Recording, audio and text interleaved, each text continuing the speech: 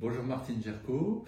Pour votre nouvelle chaîne YouTube, je voudrais que vous nous parliez du pinceau chaman, la pratique que vous exercez actuellement. Bonjour Frédéric, écoutez, je suis ravie de vous présenter le pinceau chaman.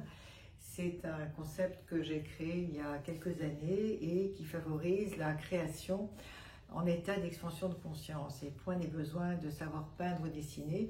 On a tous à l'intérieur de nous ce potentiel créatif qui ne demande finalement qu'à émerger pour nous rendre aussi beaucoup plus vivants et plus dynamiques dans notre processus de vie.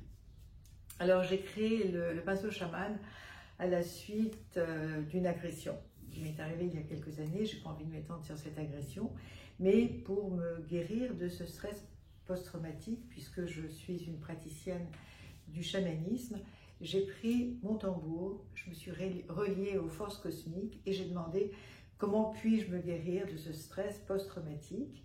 Et la réponse a fusé de façon extrêmement claire, précise, pain.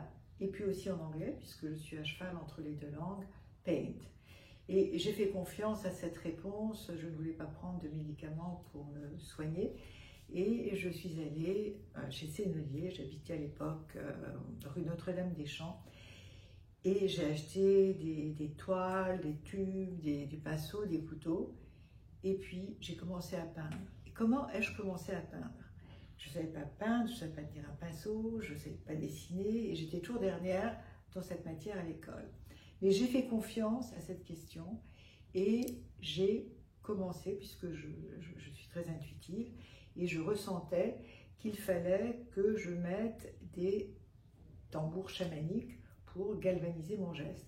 Donc j'ai mis des percussions chamaniques et ma main a commencé à courir sur la toile, à danser, à se saisir des couleurs, à créer des matières avec avec du papier, avec du coton, avec des Kleenex. Et puis je sculptais la matière sur la toile et puis les couleurs, c'est pas moi qui les choisissais, c'était quelqu'un d'autre ou quelque chose d'autre qui opérait à travers moi.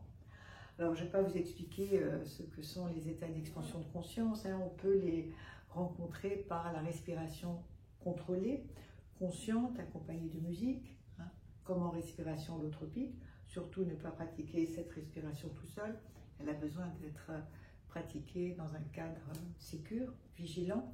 Et puis on peut rencontrer aussi l'état d'expansion de conscience avec la percussion régulière du tambour chamanique.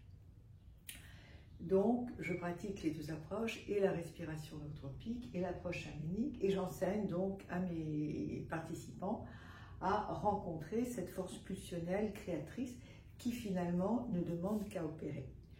Alors, on va peindre accompagné de la sonorité du tambour, après avoir pratiqué un voyage chamanique dans lequel j'enseigne à rencontrer un animal totem. Et lorsque vous l'avez rencontré, cet animal totem, vous allez le danser, l'exprimer.